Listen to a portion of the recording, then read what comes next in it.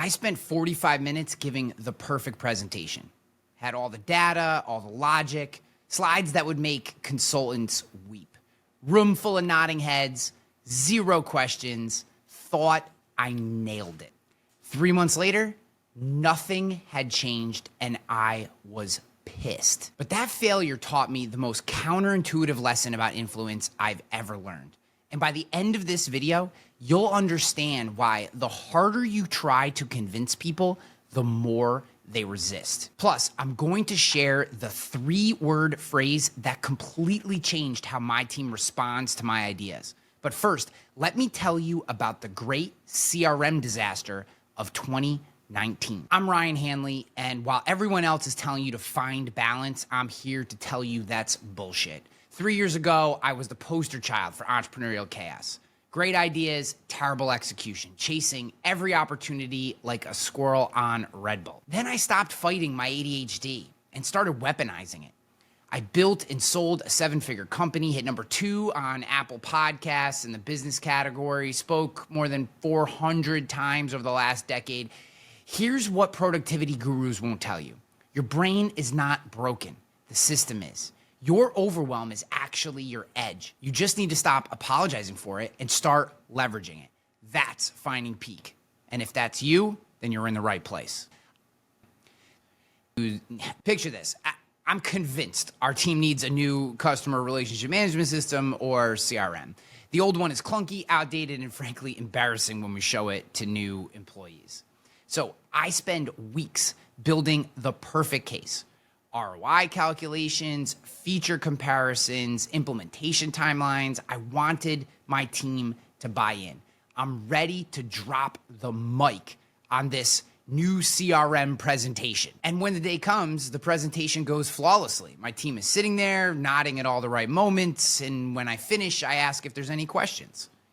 And there's silence. I shouldn't have done this, but I took that as agreement. I mean, you know, who could argue with that logic in the moment, right? But I know this is wrong. And here's what I didn't understand at the time, but I'm going to tell you about it in these next 3 minutes. While I was focused on features and benefits, my team was worried about something completely different, something I never even considered. But first, you need to understand why this happens to all of us. Every single leader experiences this particular issue. See, most of us think influence works like this. You have a good idea, you present large logical arguments, people see the wisdom, and they follow along. And while that sounds amazing and would be nice, that's not how humans work. When someone presents you with a change, your brain immediately starts calculating the risk. And there are 3 specific fears that kick in every single time. I'll tell you what they are in just a minute, but here's the thing. These aren't rational fears. They're survival instincts operating at a subconscious level, which means all of the logic in the world won't overcome these fears. I learned this the hard way during my CRM presentation debacle. While I was speaking to the rational minds, their emotional minds were running the show, and I had absolutely no idea because they were silent and I didn't press them. What were my team members actually worried about? And more importantly, how do we as leaders address the fears that we can't see? That's where the influence paradox comes in. Okay, the title of this video was The Influence Paradox, and here's the paradox. The less you try to convince people, the more convincing you become. Sounds crazy, right? And it sounds backwards. Stick with me here for just a minute. I promise we're gonna get there. Peak performers understand something that most leaders miss entirely, and it has to do with those 3 fears I mentioned earlier. But before I tell you what they are, let me show you what this looks like in practice. So I go back to my team about the CRM system, but this time, instead of representing my case and trying to be even more logical, I start with 3 words that changed everything. Help me understand. Help me understand what's working about our current system that you don't want to lose. Help me understand what parts of the system we currently have don't work for you. Help me understand our 3 little words that will change your influence.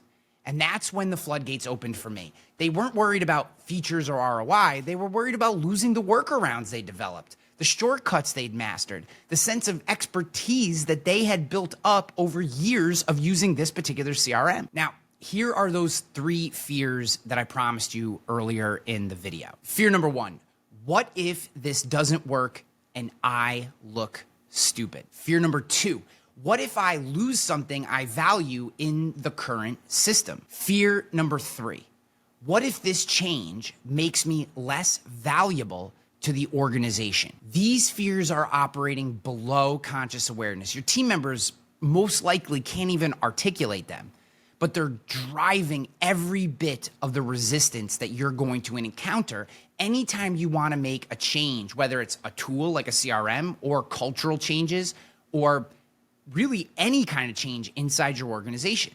And here's what's crazy. There's a simple way to address all 3 fears at once. It's what I call the validation bridge, and I'll show you exactly how to use it. But first, you need to understand the psychology behind why this works. When people feel heard and understood, something magical happens in their brain. The amygdala, that fear center, it starts to calm down, it releases, it relaxes. The prefrontal cortex, that's where rational thinking happens. That comes back online. You can literally change their brain state from defensive to collaborative. And that's when the real influence becomes possible. So here are my 3 pillars of peak influence. Pillar number 1, curiosity over certainty. The moment you walk into a room convinced you have all the answers, you've already lost the battle. And that's cliche advice, but it's incredibly true. People can smell certainty from a mile away, and it makes them defensive. Instead, lead with genuine curiosity. There's a specific type of question that works better than any other. I'll give you the exact formula in just a minute. Before vision.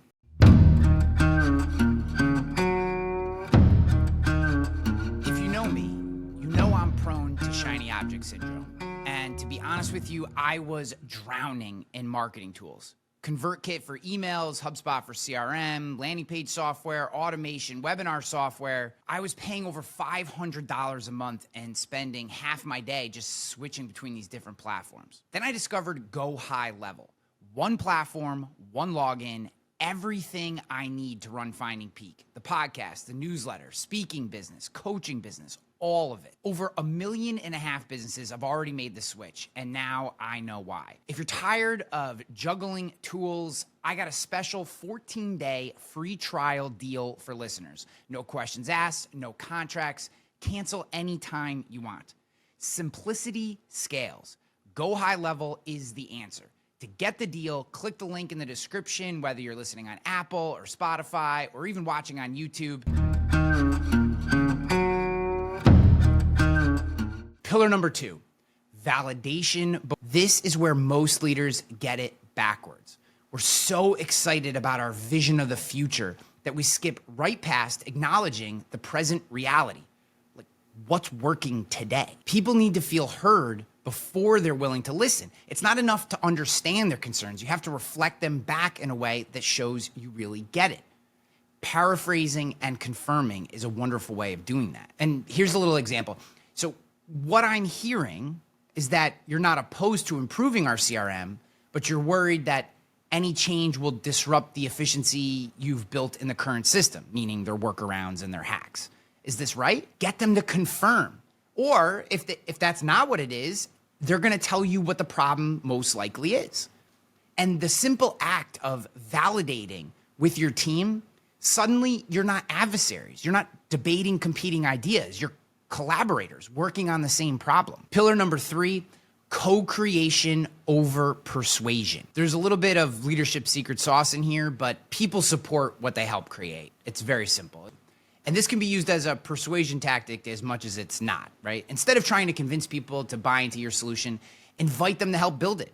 Ask them what the ideal system would look like. Get them to identify the problems within the status quo. Let them discover the need for change themselves. Get them solutioning their own problems. When my team started describing their ideal CRM system, they basically described the new system that I had been trying to sell them. So it ended up working out. Now, it wasn't my idea. It was their idea. They were bought in. They were solutioning. And that made all the difference. So here's what I want you to understand out of this. This shift requires a fundamental change in how you view your role as a leader.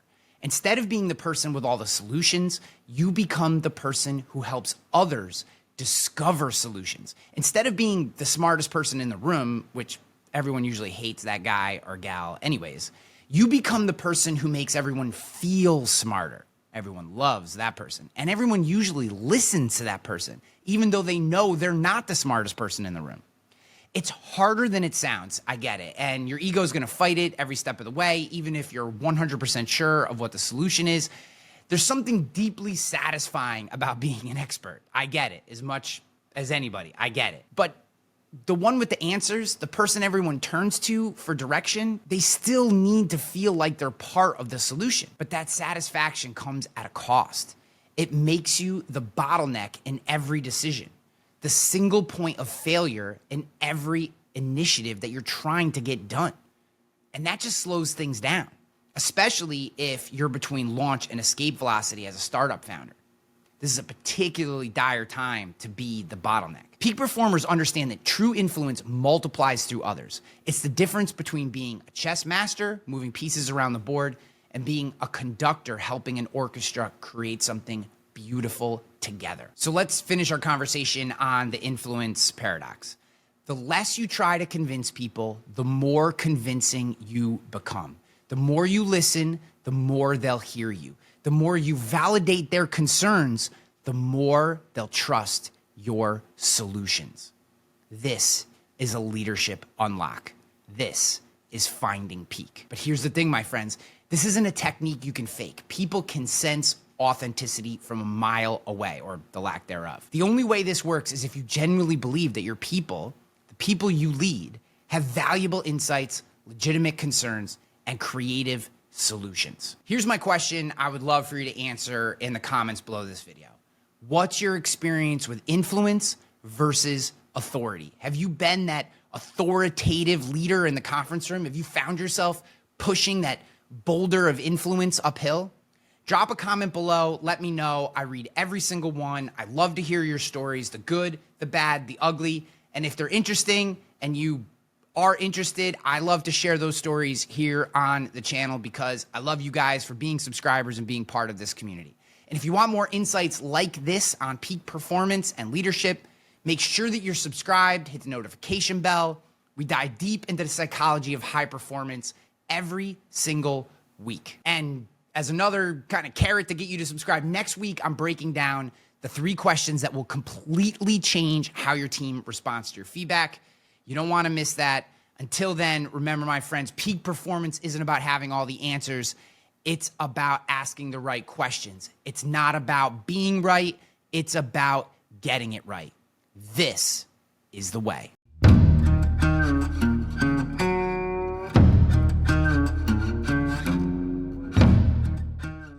This, my friends, is the way.